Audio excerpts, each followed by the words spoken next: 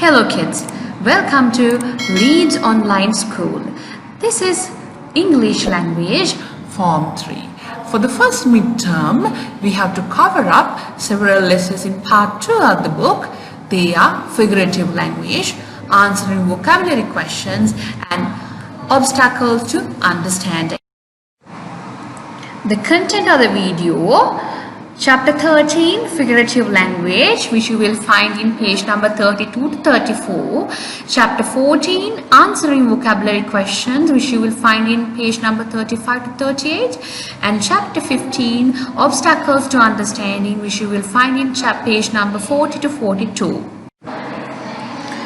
Chapter 13, Figurative Language. Okay. There are several objectives that we are going to fulfill while learning the lesson. They are: the first one is to understand whether a word is used literally or figuratively, and to understand what a simile is, and then to understand what a metaphor is, and then to clearly understand the importance of using figurative language. Okay, now we are going to learn how to find out whether a word is used literally or figuratively in a sentence, right? So let's see what we mean by literal. So when a word is used with its normal meaning, we say that it is used in a literal sense. So now normally words have their normal meaning. So if you use it with their normal meaning, we call it is used in a literal sense. Now look at the example. We say struck. So that is the past participle of strike. So we say the thief struck me on the arm with a piece of wood. So through the verb struck, we want to imply the meaning that I was hurt using the piece of wood, right? Look at the second example. Sharp. Be careful, that knife is very sharp. Sharp, the normal meaning of sharp, right? Then we have sweet. This tea is very sweet, so we want to imply that there's a lot of sugar in that tea. So literal meaning is that you give the normal meaning of a word to imply what you want to express through your communication. Now we know what we mean by literal. Let's find out what we mean by figurative. So when a word is used with a special non-literal meaning, we say that it is used in a figurative sense, right? Non-literal meaning, you don't use in a literal normal way, right? It is used in a special way in a sentence. We call it figurative meaning. Now look at the example. Same examples I have taken here. Struck. Earlier it was somebody struck me with a knife. But here, see, suddenly a clever idea struck her. So here we see that struck doesn't carry the normal meaning of the word, right? So struck here means came into her mind. An idea came into her mind. And look at the second example, sharp. He has a very sharp tongue, right? Here sharp means, now does it mean that the tongue can cut something? No. Here sharp means that the person is critical, he is bitter, that he is rude. Here, then thirdly, sweet. Mary is a sweet girl. Now, sweet means like you have a very sugary flavor. But does this mean that the girl is delicious? Girl tastes like a sugar plum? No. This means that this girl is good-natured, cheerful and friendly. Okay, now we learned how to differentiate a word, whether it is figurative or literal. Now let's see what is the simile. So this is something you have learned earlier. You know what is a simile, but in this lesson you will just have further elaboration about the techniques, two main techniques. So first of all, let's learn what is a simile. So we use a simile when we compare two people or things in respect of one or more qualities. So you compare two things or two people about one quality. Clear?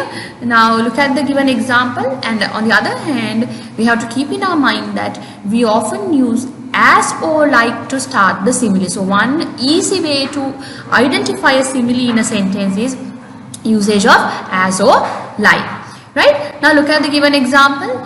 Peter was as white as a sheet. So Peter's color is compared to the color of a white sheet.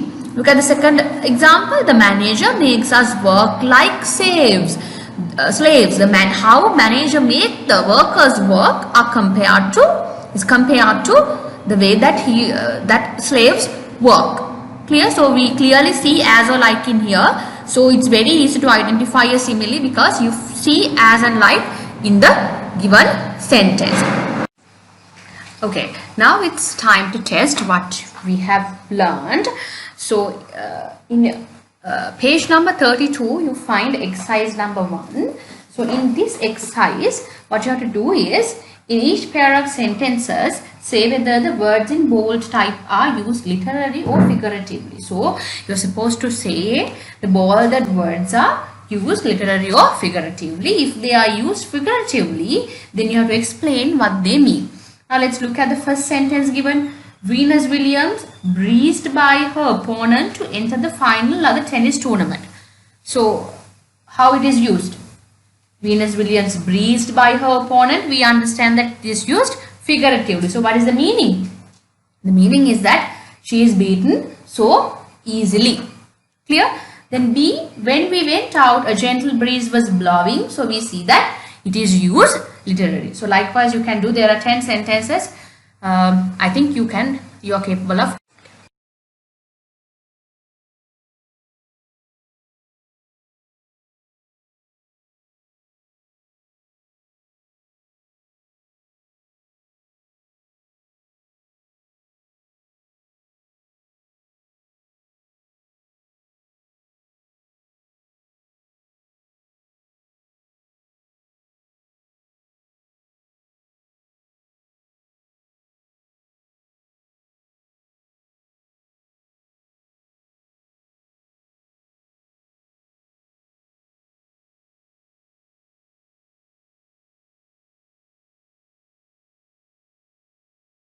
Okay, now you learn how to identify a simile and a metaphor.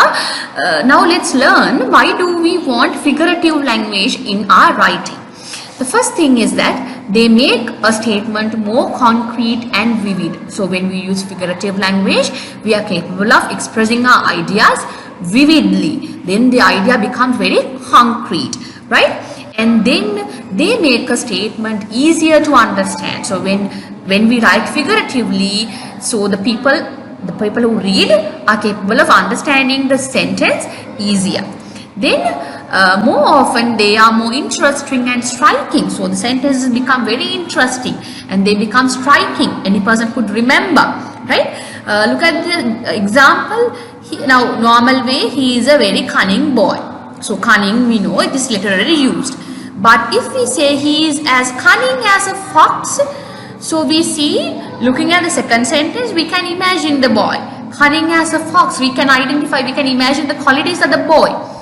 Clear? So when we are writing, it is very important that your writing becomes interesting. So when you use figurative language in your writing, you are capable of making it interesting. Okay, now we are going to learn how to answer vocabulary questions.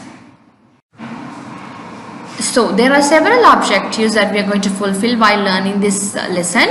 The first one is to learn the effective ways of answering a vocabulary question and to clearly understand how to explain a given text in your own words and to make the students be able to answer a multiple choice. Okay. There are several steps that we have to follow, several instructions that we are given when answering a vocabulary question. The first one is, normally in a vocabulary question, you may be given an instruction to give a single word or a short phrase with the same meaning as the given word from the paragraph, right? If you get such a question, what you have to do? So the first thing you have to do is that look at the instructions to see whether the answer should be a single word or a short expression or a complete sentence. So you read the question properly. You should first of all know whether it should be a single word, short expression or a complete sentence. And then in most cases a full sentence is not needed, but you should read the question and find out what is needed from you. And then in examinations, do not waste time copying the words from the passage or question. So don't try to exactly take, unless you are told, don't try to exactly copy words from the passage or question. And then write the number of the question and then write your answer. You don't have to copy the question into your answer script. Write the number of the question and then write your answer. Okay, let's check whether we understood what we learned right now. So turn to page number 35 in your textbook. We are supposed to do exercise number 1. So let's read what we have to do. Give a word or short phrase with the same meaning as the words in bold type in the sentences below. So you are asked to give the meaning for the bolded word in the sentence. Now look at the first sentence. Have you seen Joe lately? So lately is bolded. So what do you understand by lately in that sentence? Have you seen Joe lately? Lately means in that sentence, according to that context, it means what? It means that whether you have seen him recently. Clear? Okay. Then you have, you can do, there are 12 sentences in that exercise. You can do that. And then turn to page number 36, exercise number 2. Look at the sentence in exercise 1 again. Say whether these words are used literally or figuratively. So we are reminding the lesson we done at first. So you have to tell, looking at the sentences in the exercise 1, you're supposed to tell whether these sentences are used, the words which are bolded are used literally or figuratively. So in a comprehension question, you may get a question to explain in your own words the meaning of given thing. So explain in your own words the meaning of this. Some such questions you may gain. So the first thing you have to do is that, as I told, look at the instructions to see whether or not you must use a complete sentence.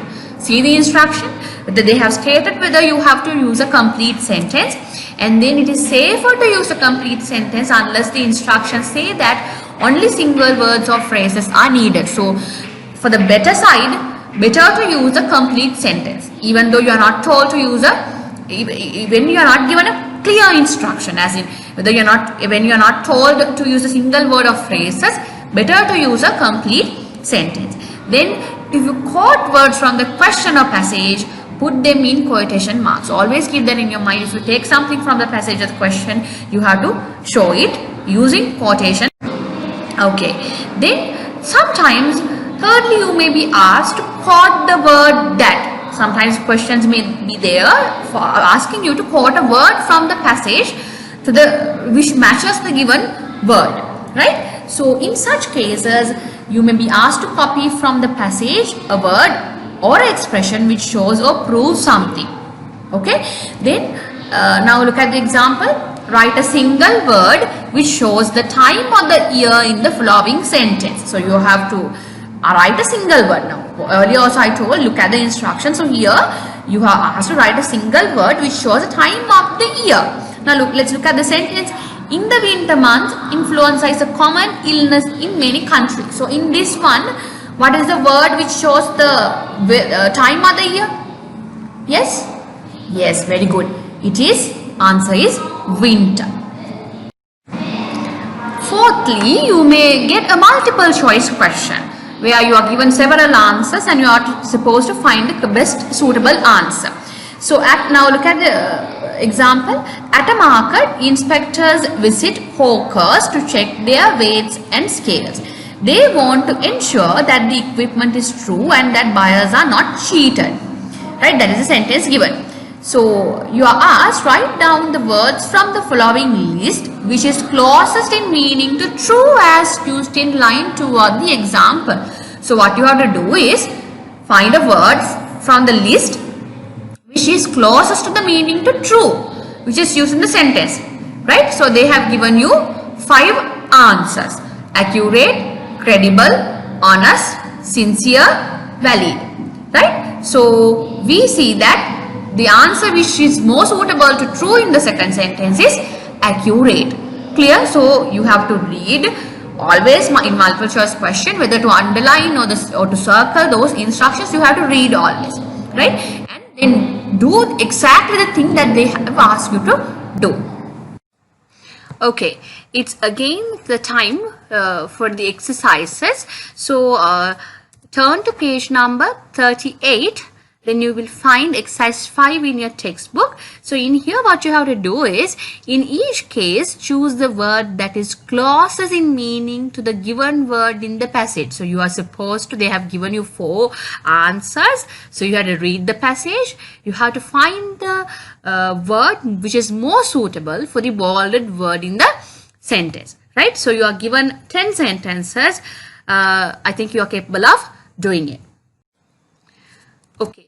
Another form of questions that you may get in a question paper is replacing a word in a passage. So you are asked to replace one word which is given in the passage with one of your answers, right? If you have to replace a word in a passage, make sure that you use the right part of speech or the right form of the verb. So this is something very important. When you are replacing that word, you have to think of the tense of the verb, how it is used. Right? Whether you are going to use the correct part of speech and right form of the verb. Right? If you are replacing a verb which is in past tense, then your answer also should be in past tense. Clear? Okay. Then look at the example given. The man claimed that he had not stolen the money. So this claimed part is italicized. So tell me, claimed is in which form?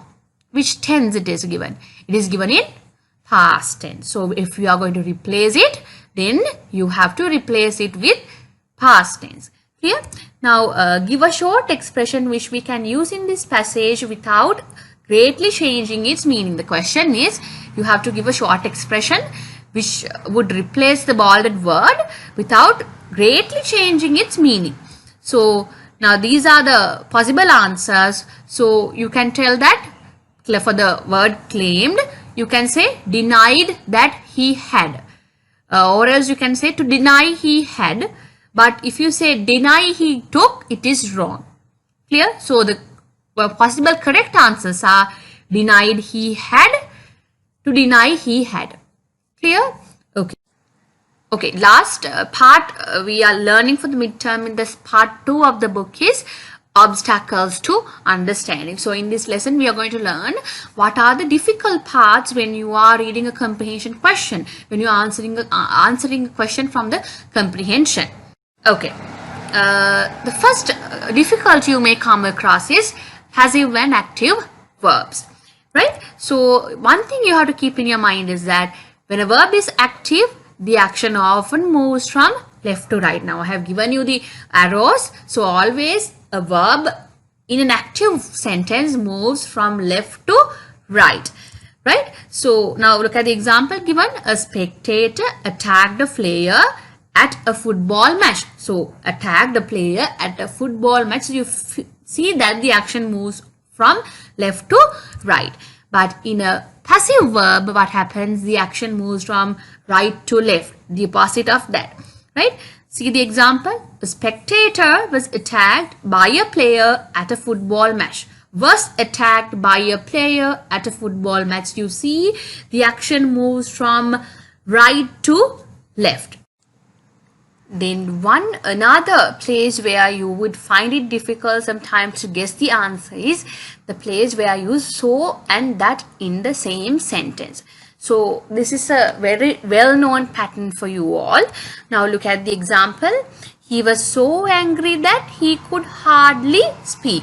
So angry that, right? So but sometimes, now here the so is used like at the middle of the sentence. However, a writer can start a sentence with so as well, right? It is not wrong. Now look at the example. So angry was he that he could hardly speak. Clear? Both the ways are correct. Then the third part where you would find it difficult is had hardly when you're using this expression in a sentence. So we use this pattern with the meaning. The meaning of this is one thing had only just happened when something else happened, right? One thing had only just happened when something else has happened. Look at the example. We had hardly sat down when the telephone rang. Right? We had hardly sat down when the telephone rang. That means we just sat down. We were just sitting down when the telephone rang. Both of them are past actions. Clear? Okay, some students find it difficult to use this expression anything but in a sentence. Keep in your mind, children, always anything but is equal to not. Right? The negative meaning, negative sense in a sentence. Now look at the given examples. He is anything but intelligent. So that means he is not intelligent. Right? We are anything but pleased. We were not pleased at all. Right? The meaning. It was nothing but borrowing. The meaning is it was only borrowing. Then when sometimes you find it difficult to understand where to use a bracket, where to use a dash. So keep in your mind always that dashes and brackets are always used in the same position, same context, right? So now some writers use this dashes in place of brackets. You can use a dash in the place of bracket. It's not wrong. Now look at the example. My wife and I, we live next door, dash, have just come here to settle some matters. So we see that we live next door is the extra information given in the sentence. So that is being separated using dashes. Look at the second example. My wife and I, we live next door is bracket. It is kept in the inside the bracket. Have just come here to settle some matters. So both the ways are correct. You are capable of using a dash in place of a bracket. It's not wrong. Then what about? What do you mean by what about in a sentence? So this is a short form of what shall we do about something, right? Look at the example given. Now Mary asks, what about Peter? So that means what shall we do about Peter, right? So Anne says we'd better invite him too. Clear? Then this expression what about can also suggest, it can be a suggestion or an invitation as well. Look at the example. What about going for a swim? We'd better invite him too. So you are suggesting whether we can go for a swim. Clear? Or it can be an invitation as well. Then inversion of subject and verb. Normally in a sentence, what is the word order? We have subject, verb and the object. So sometimes when you use words with negative sense and after certain adverbial expressions, the subject may come after the verb, right? Normally, the normal way of forming a sentence is you put the subject before the verb. But sometimes after a negative word with negative sense and after certain adverbial expressions, you can keep the verb after the verb. You can keep the subject after the verb. Now, look at this example. Only on one state where the spraying program was maintained did the insects continue to cause damage. So we see that insects are the main subject of the sentence, but it has come after that because why? This adverbial expression has come in that sentence. Only on one state where the spraying program was maintained. Clear? Was I clear to you? Okay. Then sometimes there can be words with different meanings. So this also is a place which is very tricky for you all. So sometimes you can say words such as, for and since. They can have different meanings in different contexts, right? Look at the examples. As I was waiting for a bus, I could not cross the road to talk to Mary. So here as means because I was waiting for the bus, I couldn't talk to my friend. Clear? Look at the second example. As I was waiting for a bus, I happened to see a traffic accident. So this is you are explaining when you were waiting for the bus, you saw this. Clear? So as same word, but it can have different meanings in different contexts. Then sometimes you are capable of starting the sentence with an adverbial expression. When we want to emphasize an adverbial expression, we can start a sentence with it. the main subject may not come until much later in the sentence. So the subject will come later in the sentence. Look at the example. Inside the cage-like structure, small private battles were being fought. So small private battles. Private battles is the subject of the sentence, but it has come later because we want to emphasize the place where these battles happen. We want to emphasize this inside the cage-like structure adverbial expression. That's why we have kept it in front of the sentence. Did you understand? Okay. Then participle expressions often occur at the start of a sentence. Sometimes you're capable of using participle expressions also at the start of a sentence. It is not. Okay, we have come to the end of the presentation. So let's look at the summary of what we learned today. We learned to differentiate a figurative and literal meaning of a word. And then we learned what a simile and metaphor is. And then we learned the steps to follow when answering a vocabulary question. And then we learned how to overcome the obstacles in some grammar patterns we normally use in day-to-day life. So I think I was able to make you all understand the lessons that we learned, and on the other hand, I hope that I was able to make a clear picture of what figurative and literal meanings of a word are and how to overcome these obstacles you find in day-to-day work, and on the other hand, the steps which you have to follow when you're answering a vocabulary question were clear. So here are some questions that you can try doing. So in here what you have to do is that identify the phrases as literal or figurative. So you have to see whether you have to tell whether these words are used literally or figuratively. If phrases are figurative, underline the figurative language and explain what the author is suggesting, implying or meaning. So if it is used figuratively, you have to explain what it means. Okay, and here I have added some links for further reference. You can use them and you can do the exercises which are there in these links and test your knowledge, test whether you have understood the lesson properly. Okay, my dear kids, so we have come to the end of the presentation and I hope I was clear to you. I hope you all understood the lessons clearly. So until I see you again, thank you so much.